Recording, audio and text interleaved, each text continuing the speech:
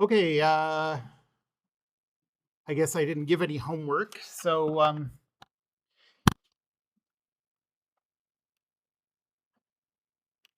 our next quiz is going to be on Monday, if I remember. I hope I will.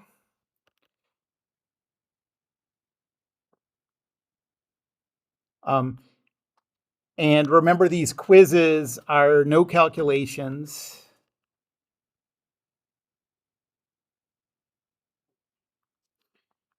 Just short answer questions about what I said in class.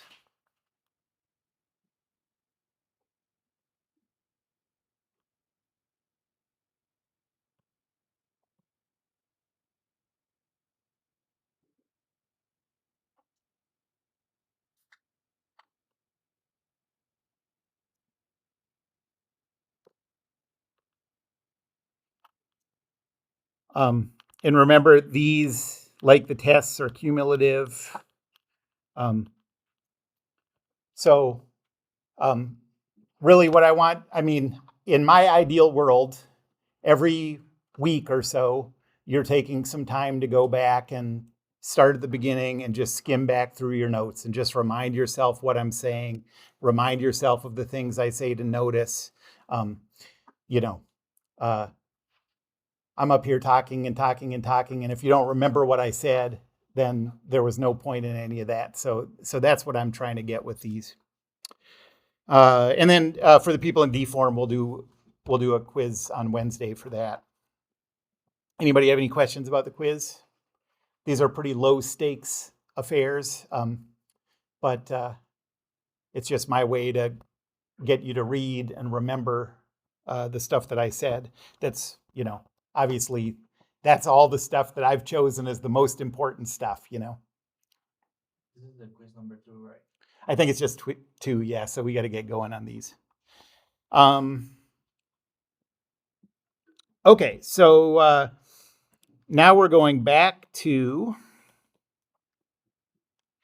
2D rigid body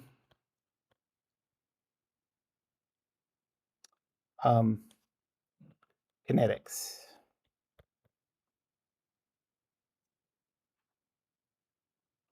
Um,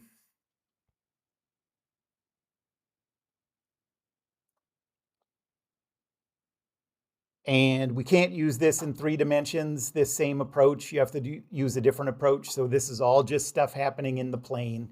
But those are the kind of problems that we're going to focus on with rigid bodies. Remember, with particles, we could do stuff in 3D.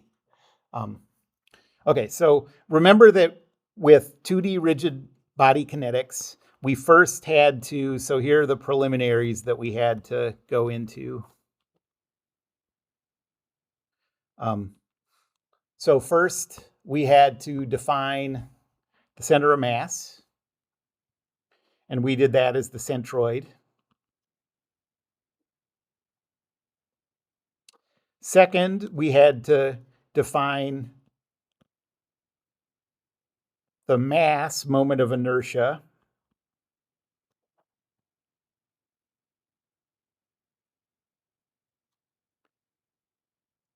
About a point. For the people in D form, what's the similar thing that you have to be careful to keep straight with this? Inertia. Area. Yes, the area moment of inertia. So this is the mass moment of inertia. That's the area moment of inertia. They look the same. They act the same in a lot of ways, but you use them for different things. And then the third one was the moment of a force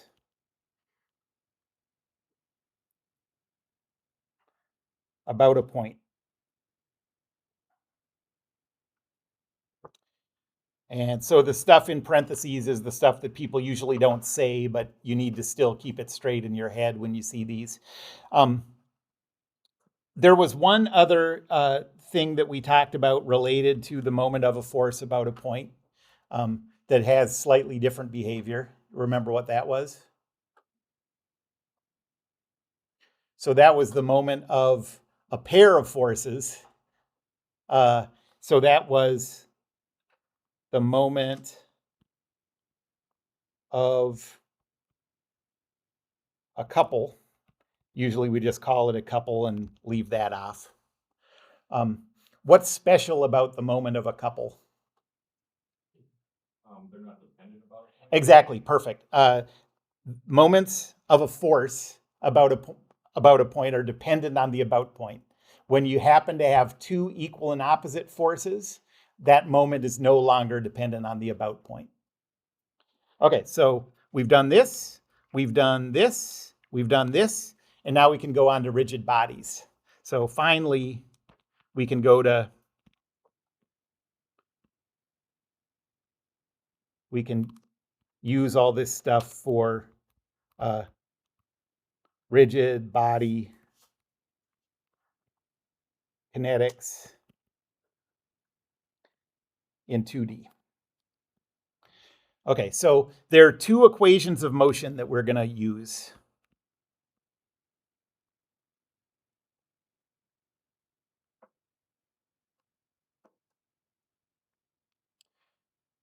The first one is Newton's second law.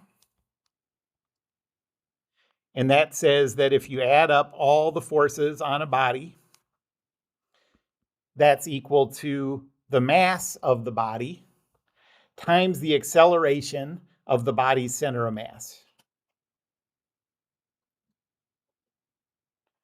And this gives us two equations in a 2D problem.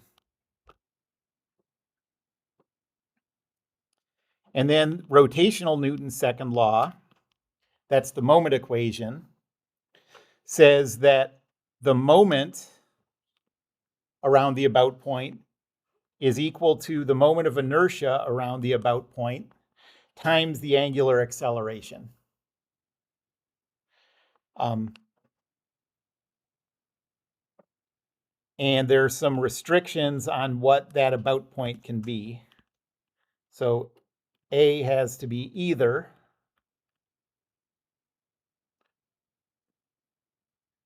what's one possibility for the about point? Center of mass, yep.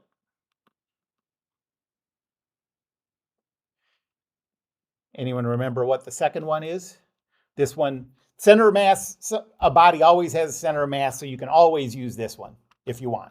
But you can save yourself a little effort in certain cases by using the second one. Yep. Yes. And so that is, I'm just going to call it a fixed point. And what that means is a material point on the body that's fixed in your inertial coordinate system. Okay? The easiest example of that, and the one that we'll see almost all the time, is a pin joint or a hinge joint connecting the body to the ground. Okay? And how many equations do we get from rotational Newton's second law? Remember, this is 2D. How many rotational degrees of freedom are there in 2D motion? Just one, exactly. So we get one equation in 2D. So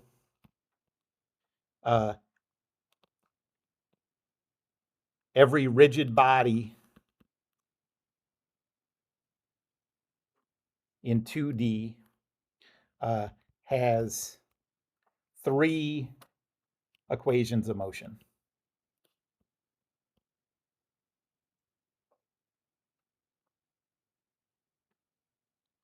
Okay, so now I'm going to outline a set of steps that you can always follow. I mean, I think you'll sort of internalize these eventually, but at the start, it's probably a good idea to just walk through these steps, even have them sitting next to you as you go through these problems so you don't forget anything. So steps for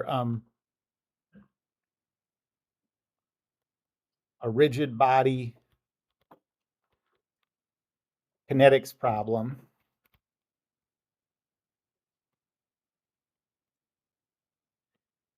in 2D. Okay, so the first one is ask yourself, does the body have a fixed point?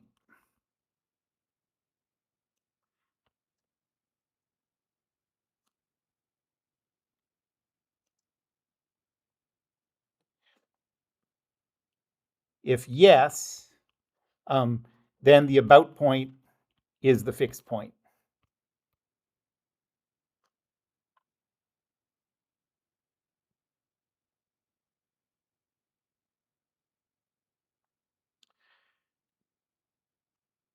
If no, then the about point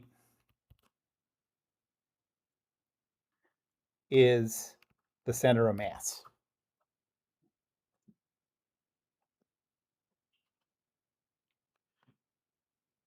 Step 2, now that you know what the about point is, calculate the mass moment of inertia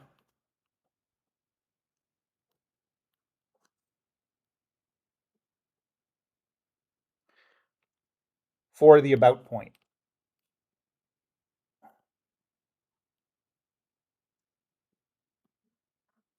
Well, I gave you formulas for the mass moment of inertia for a couple different shapes. And those moments of inertia are always, those formulas for the moment of inertia are always for an axis going through the center of mass. Okay, so if your about point is the center of mass, you don't need to use the parallel axis theorem.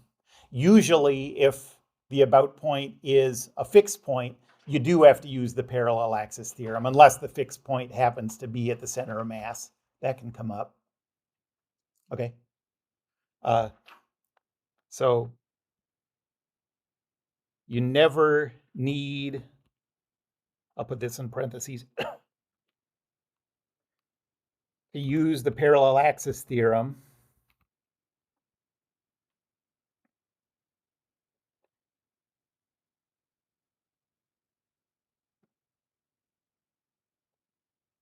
for an about point at the center of mass.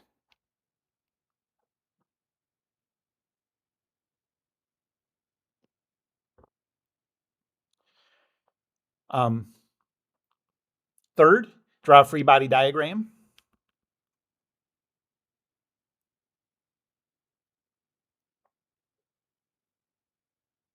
Fourth,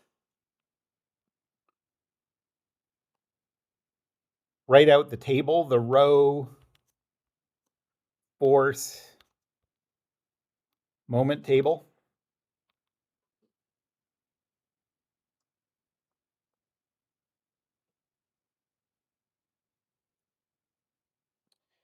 Fifth, and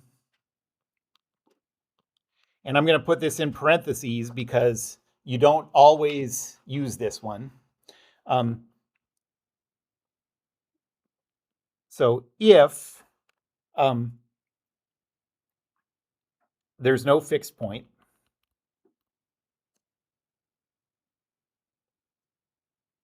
then use Newton's second law. Okay. If there is a fixed point, skip this step.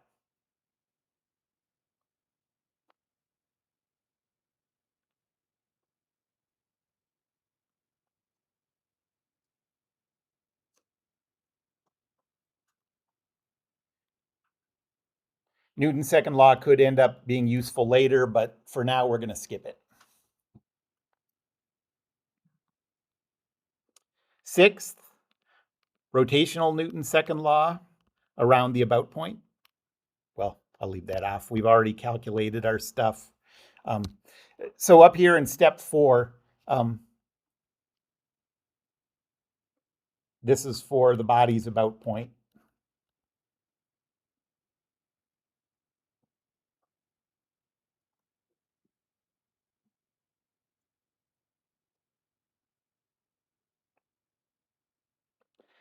And then I'll put in a step 7.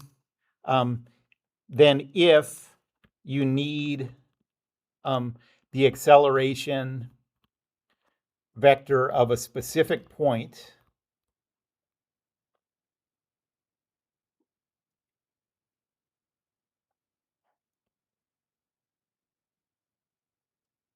there are two things that you can use. One is the relative motion equations, and that will usually be in the form the acceleration of the point relative to the ground is equal to the acceleration of the point relative to the center of mass plus the acceleration of the center of mass relative to the ground.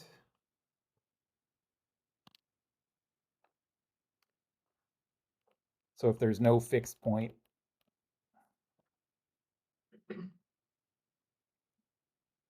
And then the second one is the watermelon equation. So the acceleration of some point is equal to all ripe watermelons will rot.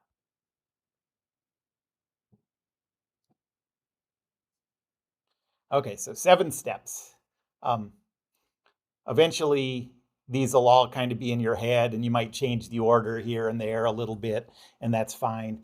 But for now, I would recommend, having this written out in front of you as you go through the first few problems, just so you don't miss anything. And I'm just going to go through a few examples over the next couple classes. And after I do a couple by myself, I'll give you a chance to work through some. Yeah. Sorry. I got so excited. I've been waiting this whole class to do some problems in rigid bodies.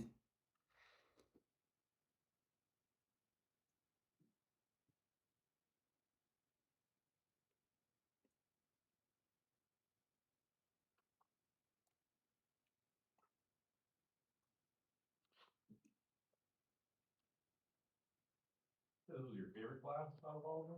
I like this one. Yeah, I like thermodynamics too. Those are probably my 2 favorites. They're the ones with the most calculus. I like when calculus comes into it all. Okay, so let's say that we have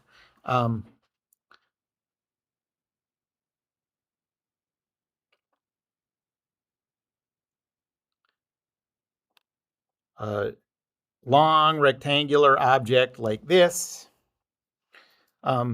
And let's say that the length is 1 meter. And the mass is 5 kilograms. And at this instant,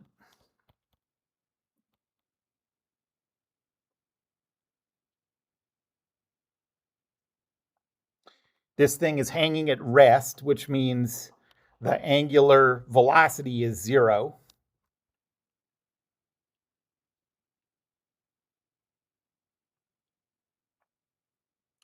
And let's say that we apply a force this way of 150 newtons.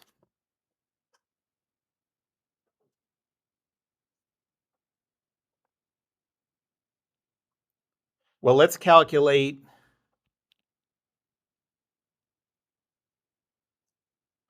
the angular acceleration vector.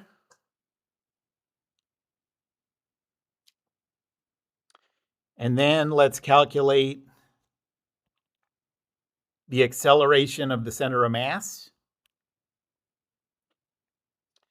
And then let's calculate the reaction force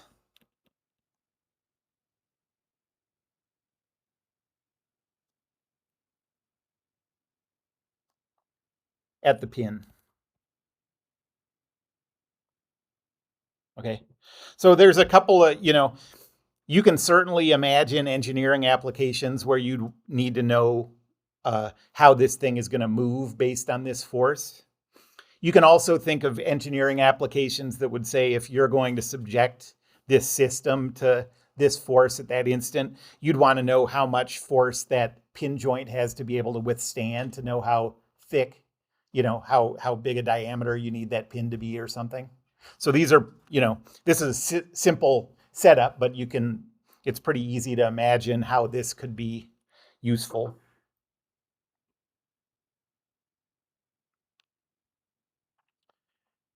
And so I'm just going to go through the steps. And so the first one is there a fixed point in this problem? Oh, and let me draw the coordinate system I'm going to use. I'm going to just use the usual one with X that way, Y this way, and Z is coming out of the page towards us.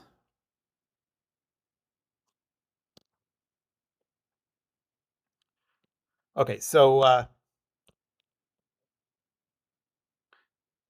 is there a fixed point? Yes. So the about point is the fixed point, and that's where the body connects to the pin. Okay, so for all our calculations, and by the way, look up here at the moment equation. The angular acceleration doesn't have an about point. The angular acceleration is what it is no matter what. But the moment of inertia depends on an about point, and the moment of every force depends on an about point.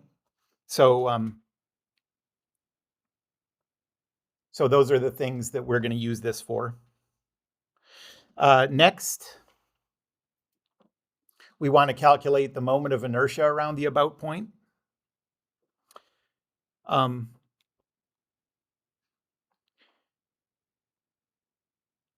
moment of inertia about the center of mass, this comes from our list of formulas.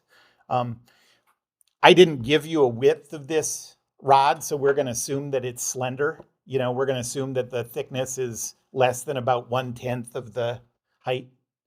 Okay. And so this is going to be just 1/12 times the mass times the length squared. And so that's 1/12 times 5 times 1 squared, which is 0.416 repeating.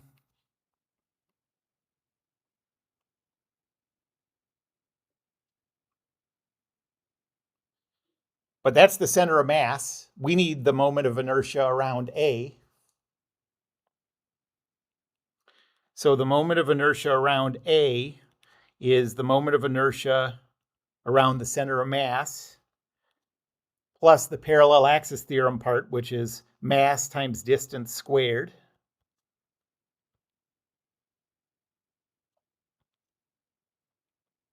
The mass is 5. What's the distance from the center of mass to the about point we want? Yep, exactly. So the center of mass is at the middle. And so that distance is 1/2 meter. So this. Well, it doesn't matter because it's squared. So it's just a distance. So you can put that in as positive or negative, and the square will take care of it. Okay, so we got 5/12 plus 5 times 0.5 squared. And we get a moment of inertia of 1.6 repeating, and the units here are kilogram meters squared. How do you get the moment of inertia of the center of mass? Where did you get the 12? Oh, yeah. That's from, I think, last class, maybe the class before. Oh, that's like. Yeah. So this is a slender rod. We're rotating it about, you could think of it as rotating at about Y or Z. And so that's the formula. Yes. But you'll probably get used to all of these enough that you won't look at it, but it'll be on all the tests.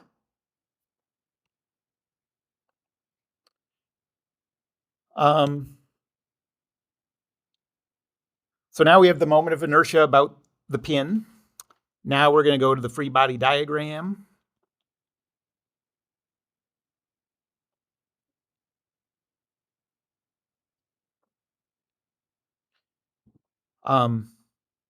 And we have 150 Newton force at the bottom going to the left. At the center of mass, we have a downward force of the mass times 9.81, so that's 49.05.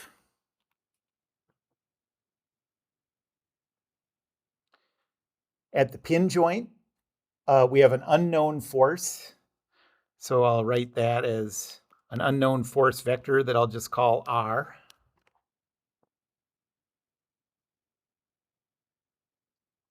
And that's everything. Anybody have any questions about that? And now for step 4, we'll write out this table for all of those loads.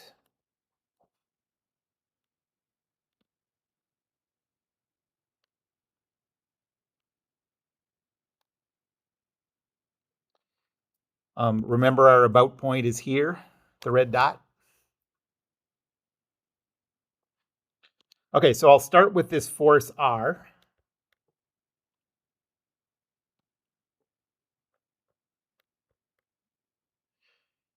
What's the row vector? Well, first somebody tell me what the definition of the row vector is. Perfect. Yes. Row vector is from the about point to the point you care about. So what's the vector from the red dot to where R is applied? 0, yep.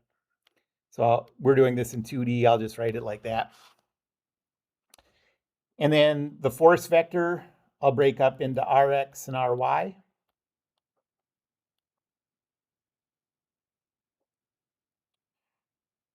Cross product is 0.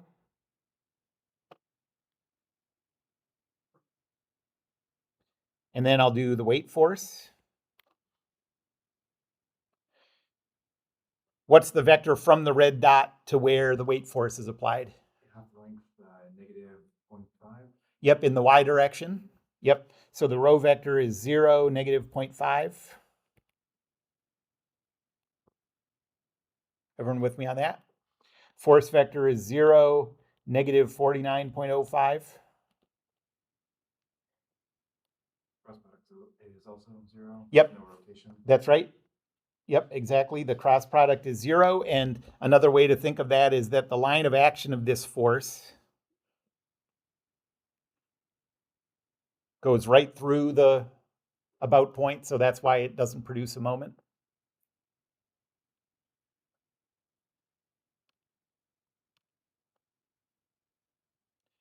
And then last is the force of 150 newtons. What's the row vector for that? Yep, 0, negative 1.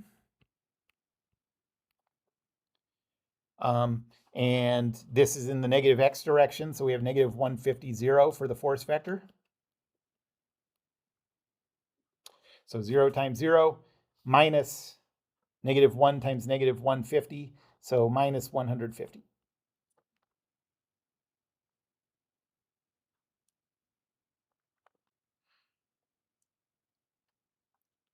Step 5, this is the one that you don't always need.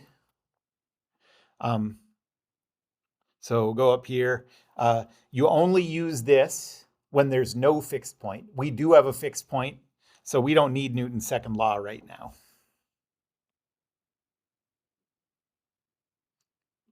We'll see, we will come back to it later, but for now we're going to skip it. So table is for Newton's second law? The table is, you use the table for Newton's second law, you use the stuff in the force column, and you use it for rotational Newton's second law, the stuff in the moment column. Okay. Okay. Because we're not using Newton's We don't need a table. We don't, well, really the most useful thing about the table is calculating your moments, and we will use that. So we're going to use it in step 6. Sure. Okay, so now we're going to go rotational Newton's second law. So we'll add up all the forces in the moment column. And it says 0 plus 0 minus 150 is equal to the moment of inertia from step 2, 1.6 repeating, times the angular acceleration.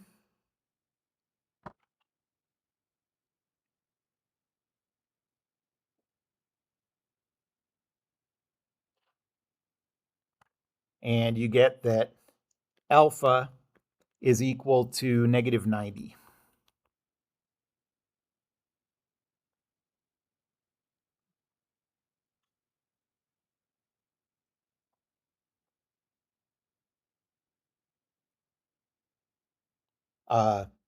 That's almost what we were asked for part A. We want to calculate alpha as a vector, the angular acceleration vector. Well, this is just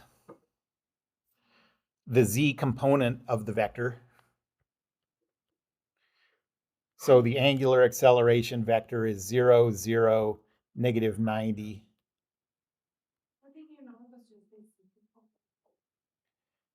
That's how it's always going to be. But the way we knew it is you can think of all these as vector calculations. So we have, remember that these moments in the table are really z components. If you write out all the components of everything, this would come out to be z components. So you would have 0, 0, negative 150 is equal to 1.6 repeating times the alpha vector. But I think the short answer is just, that's what alpha is. It's always a z component. Yeah. Also with the angular velocity, it's also Okay, so the angular, so remember that with Newton's second law, if you're given a bunch of forces, you can't calculate what the velocity is, right? You can only calculate what the acceleration is. And it works the same with rotational things. So you have to be given the angular velocity.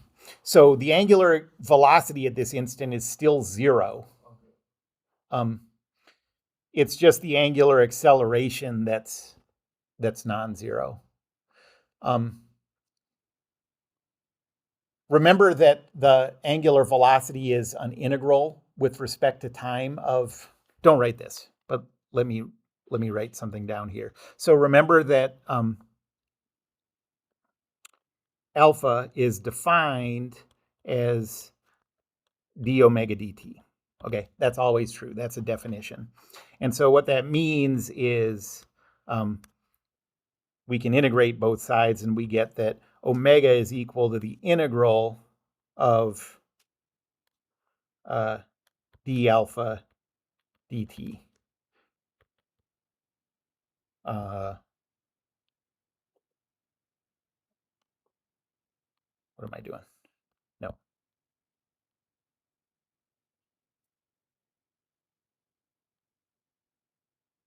Of alpha dt plus the starting omega, whatever it started at. Okay. And so if we're just doing this at a single instant, you can think of this as an integral from like time 0 to time 0. Okay. Well, that integral is just equal to 0. And so in an infinitesimal amount of time, the angular velocity doesn't change. So it just has to be equal to 0.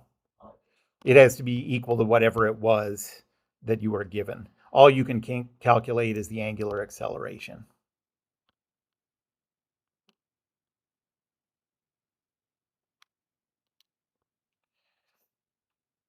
Okay, so that's the first part. Now, for part B, we want to calculate the acceleration of the center of mass. Okay.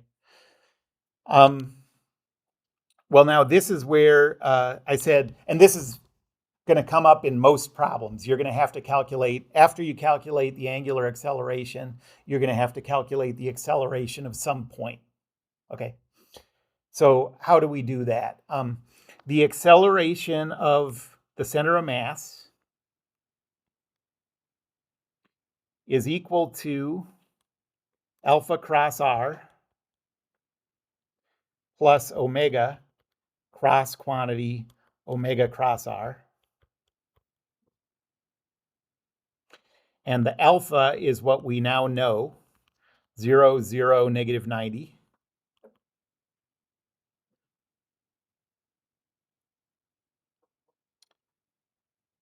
Omega is what we were given. That's not something we can calculate, so that's 0.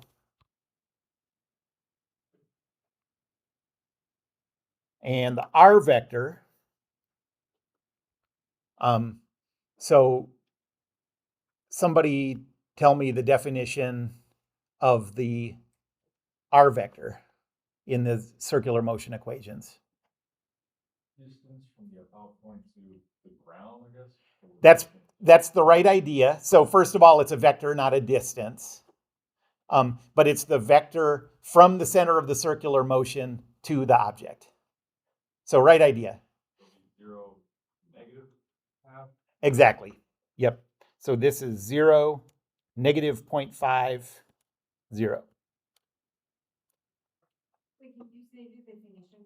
Yes. So the r vector in the circular and spherical motion equations is the vector from the center of the circular motion or spherical motion to the point that you care about. So in this case, the circular motion of the center of mass is this. That hinge is at the center of the circular motion. So the vector is from the hinge to the center of mass, so 0, negative 0.5. And this is a 3D calculation. Even though it's a 2D problem, these vector calculations are in 3D, so I put in the 0 for z. So now we can plug this in.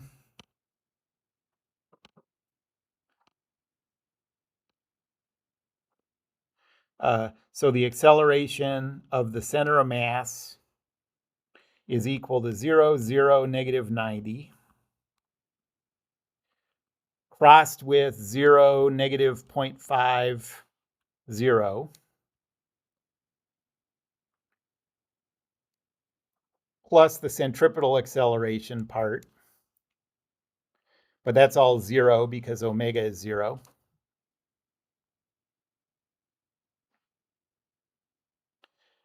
And so what we get is that the acceleration of the center of mass is equal to negative 45, 0, 0. And that's in meters per second squared.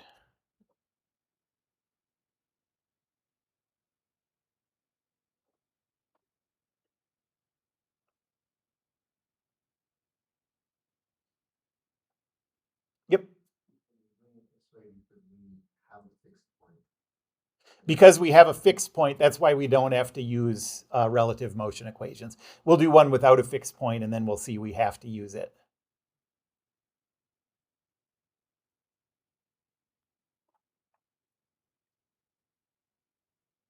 Okay, so that says that the acceleration of the center of mass is this way,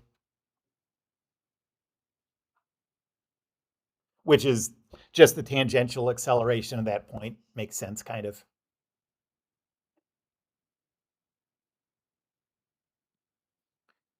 And now the last question is, what is the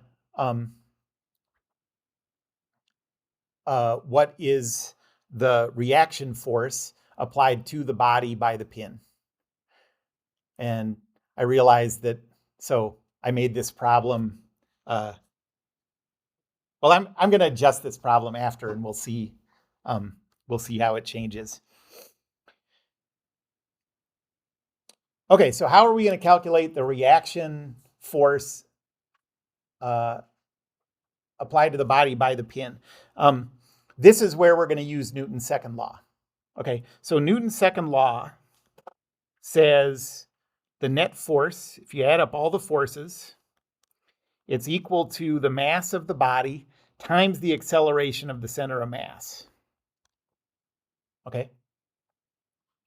And the net force is the sum of all these things. This is the second thing that's useful about having this table.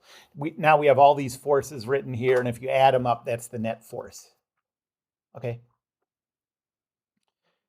But one of these force vectors we don't know. We don't know that R force. Okay?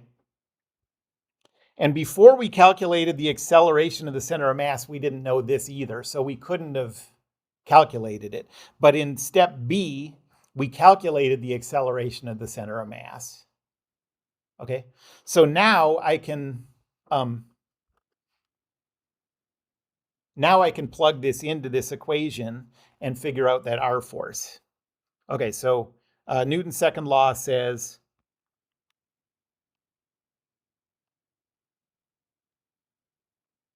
Rx, Ry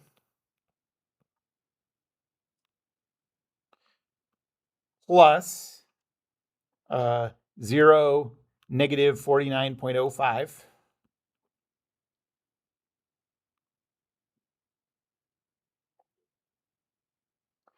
plus negative 150, 0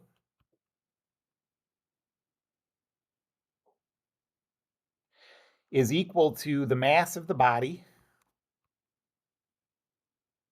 times the acceleration of the center of mass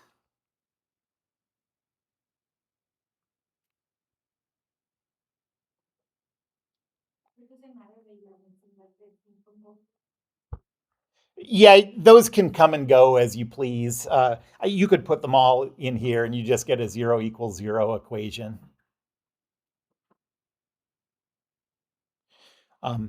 So we have two equations here. The first one says Rx is equal to positive 150 minus 5 times 45. So 225. And so that's 75 newtons.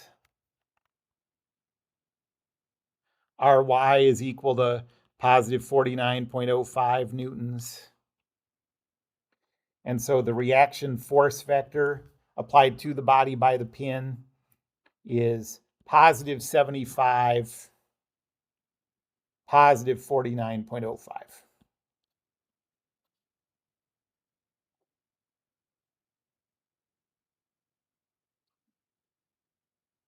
Yep. Is 75 positive or negative? Yeah. Negative. Negative.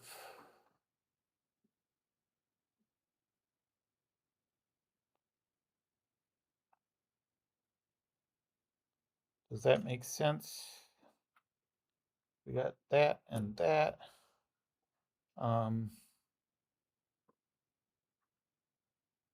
Okay, yes.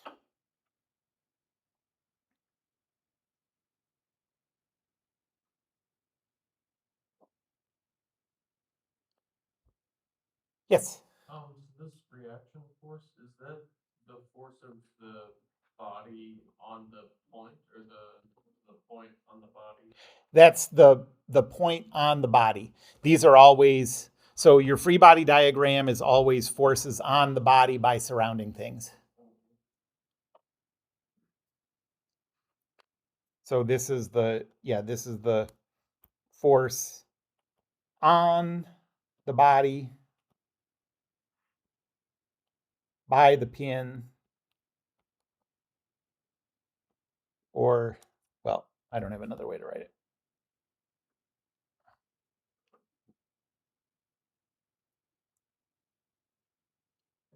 That's kind of confusing intuitively. That says that the force the pin is putting on the body is to the left. Yes, so that it is confusing if you think about this as being static. Yeah. But if there wasn't that, so if it wasn't connected to the pin at all, and you applied a force like this, okay, the center of mass would accelerate that way, but this would accelerate this way in a way that that was bigger than the acceleration of the center of mass that way. Okay. And so there needs to be a force going to the left from the pin in order to keep this point from moving to the right. All right. Like how you, the example in my head is just trying to push the pencil at the bottom and then my hand has to push it kind of. Yeah, right, exactly. Can you go over what the subscript notation? Yeah. So force on body by pin, we would write that as like, so in the subscript notation, that would be force on the body by the pin. And any class that uses double subscript notation, first thing you should do when you see it is ask the professor what order he's using. He'll always, or she, will always use the same order to mean the same thing, but from class to class it'll vary. Most engineers will use the one that I'm using. Most physicists will use the opposite meaning. So that's a real drag. But any other questions about that? What would change if this had an angular velocity? Instead of doing the calculation, let's just do it as sort of a thought experiment. So let's say that I had given this problem as omega is equal to positive 100. Like it's spinning really fast at this instant about that hinge when you apply that force. There's still a fixed point. That doesn't change. The mass moment of inertia doesn't change. Free body diagram and the table don't change. The first thing that'll change, okay, and rotational Newton's second law doesn't change. The first thing that'll change is when you calculate the acceleration of the center of mass, you'll have an omega here. And so the acceleration of the center of mass, well, in what direction will that change? Like what additional component will we have on the acceleration of the center of mass? Yep. So now have a centripetal acceleration. Yeah, perfect. So we'd have a centripetal acceleration pointed up.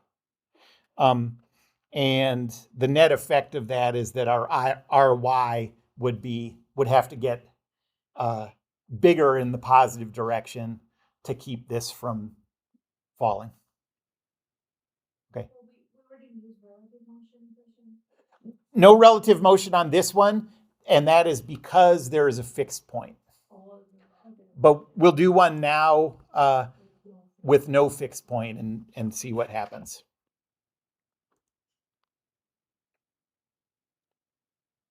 Okay, so let's do another one.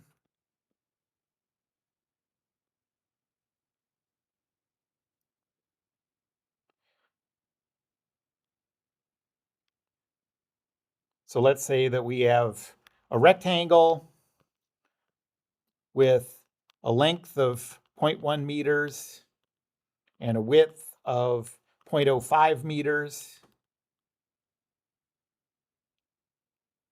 And at this instant, it's spinning through the air with an angular velocity of 50 radians per second.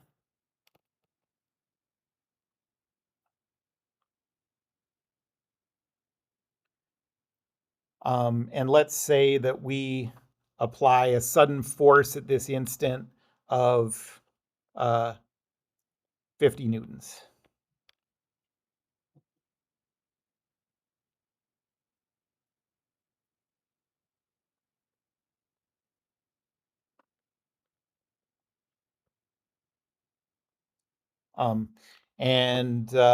Let's calculate the acceleration. I'll call this point A. Well, I'll call it B, so because A I'm going to think of as the about point. So what's the acceleration vector of the point B?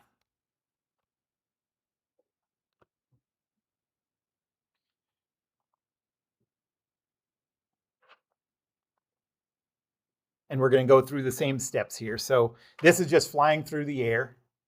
So for step 1, there's no fixed. So the about point is the center of mass.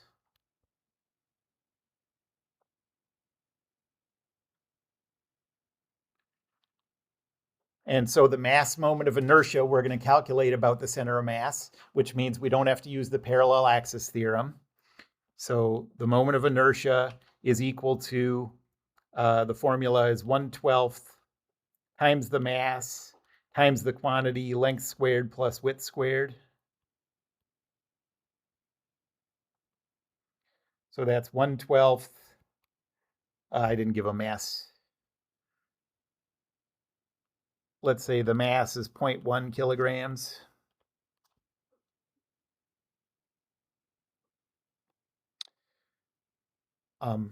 So we have 0.1 times the length of 0.1 squared plus the width of 0.05 squared.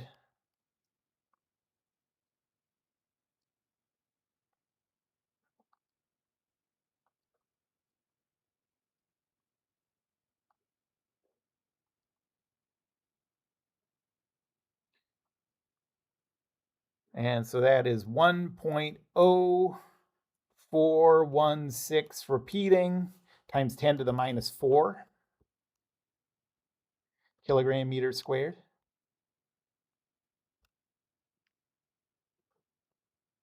Any questions about that? And now we'll do the free body diagram.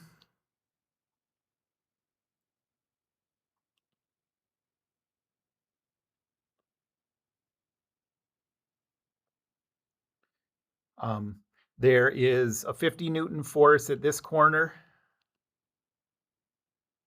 and the weight acts at the center of mass, and that is 0.981.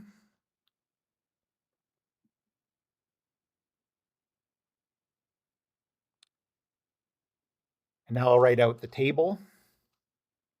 Rho, force, moment.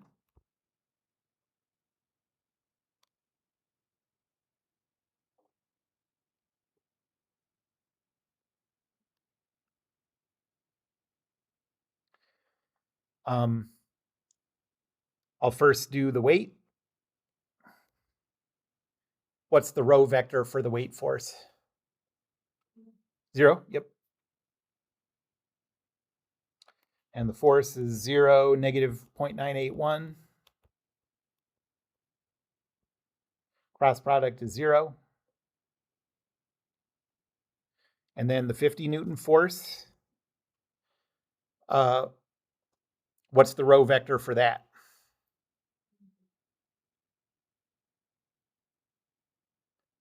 The total width is 0.05, so it's half of that. So we got negative 0.025 for x, and then half of the height is 0.05.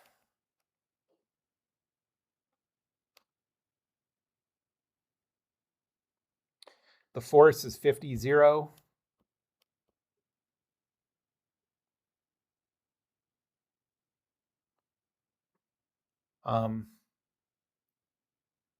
And so that is 2.5 negative.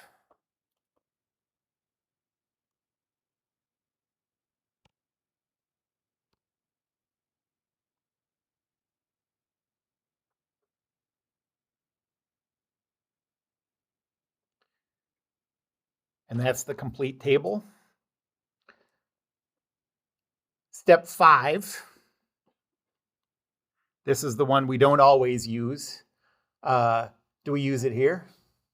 Yeah, so if you don't have a fixed point, you use Newton's second law right from the start. So Newton's second law in this case. We're going to add these up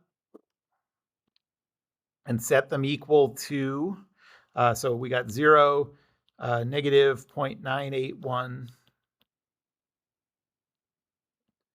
plus 50, 0 is equal to the mass times the acceleration of the center of mass. I'm going to call that AX, AY, but remember that that is specifically the center of mass.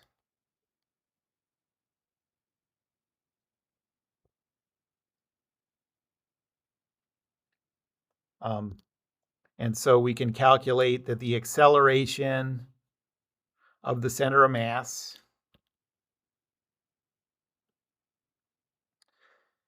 is 500 for X, and then negative 9.81 for Y.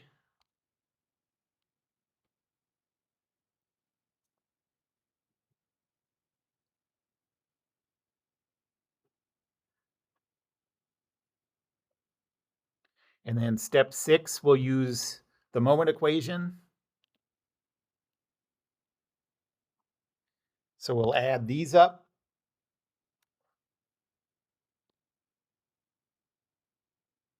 So negative 2.50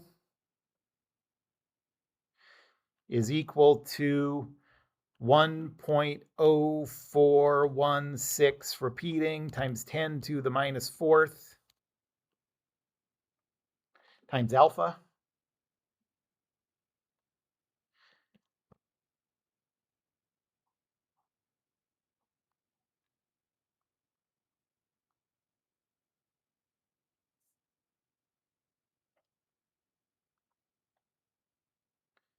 So alpha is equal to negative 24,000 radians per second squared. And that means that the angular acceleration vector is 0, 0, negative 24,000.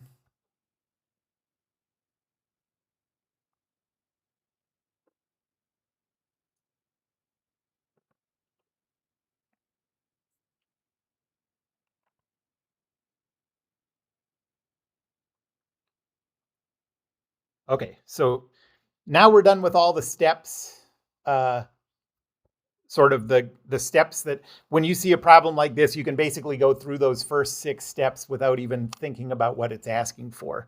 But now we've done those. Now we have to think about what it asks for. We want the acceleration of that point B. Okay. This time there's no fixed point, so we're going to have to use relative motion. So, and we're going to use relative motion based on, so our like intermediate point is going to be the center of mass. Okay. And there's a reason that our intermediate point is the center of mass. Let me write it out and see if you can figure out why that is. So the acceleration of B relative to the ground, that's what we want, is equal to the acceleration of B relative to the center of mass plus the acceleration of the center of mass relative to the ground. So why is it that we wanted our intermediate point to be the center of mass? Well, really, I mean, we could do that rotational motion about any point we want. The question, I was going to say that we already have the center of mass. that's exactly it. So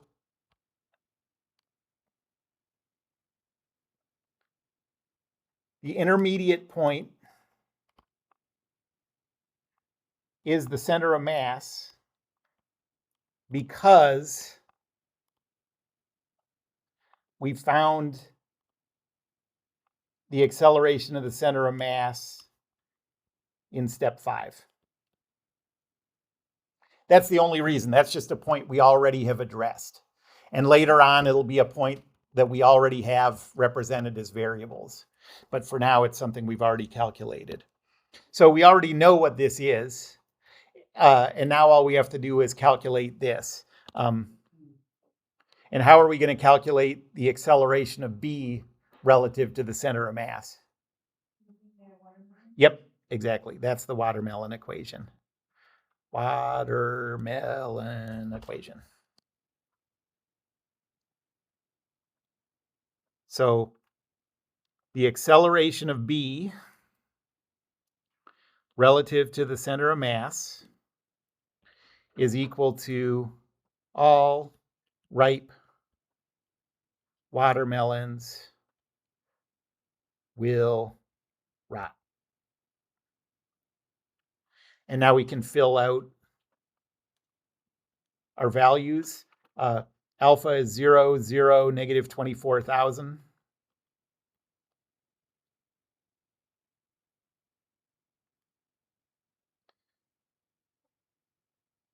Omega was given in the problem.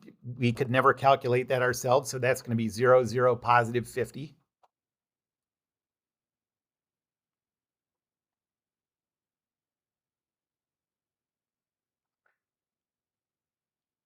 The R vector is from the center of mass to B. So that is going to be, so from the center of mass to B, that's going to be 0.025 positive in the x direction, 0.05 negative in the y direction.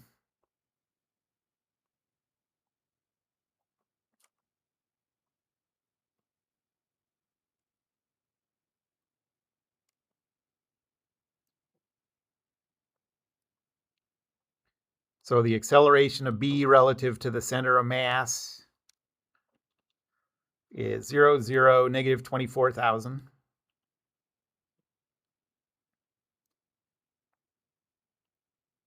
Crossed with 0.025, negative 0.050, plus 0, 0, 50. Cross quantity 0, 0, 50. Crossed with 0.025, negative 0.050. Okay, I got negative 1262.5 for the x component, negative 475 for the y component, and 0 meters per second squared.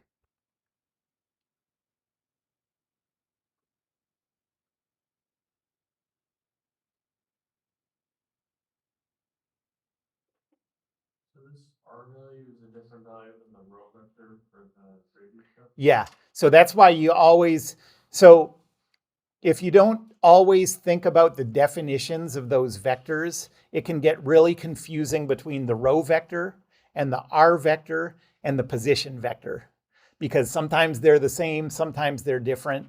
In each case, you just have to ask yourself, like, what's the definition of this?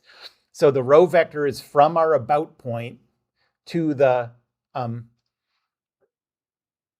where the force is applied. So in that case, we had positive values because we were going from the center of mass up to the top left corner. The R vector is from the center of your circular motion to the point you care about. Well, the point we cared about was B. So in that case, the center of our circular motion happened to be the same as our about point, but you had to go to a different place. The P vector is a vector from the origin of the coordinate system to the point you care about. And if you're not really, if your strategy on thinking about those is like, I'm going to write down whatever pops into my head, which I think ends up being, I think there was a time when that was my strategy. I think that's sort of, there's an appeal to that being your strategy, but it's not going to work.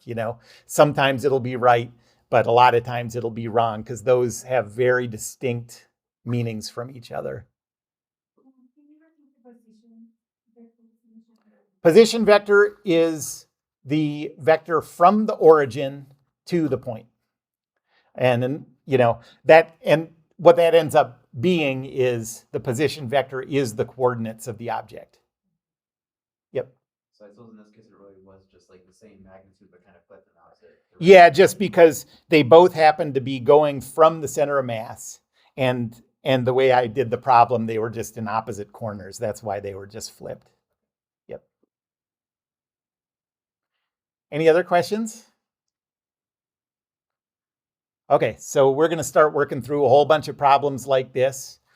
And like I said, I would recommend that you, for now, have the steps in front of you so you don't miss any steps, build good habits, and then you can start putting the steps away once it's sort of solidified.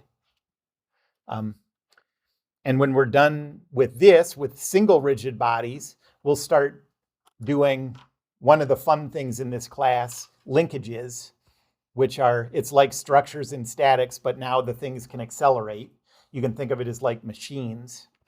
And we'll start putting these calculations together into calculating how parts of machines work, how they move as forces are applied and things.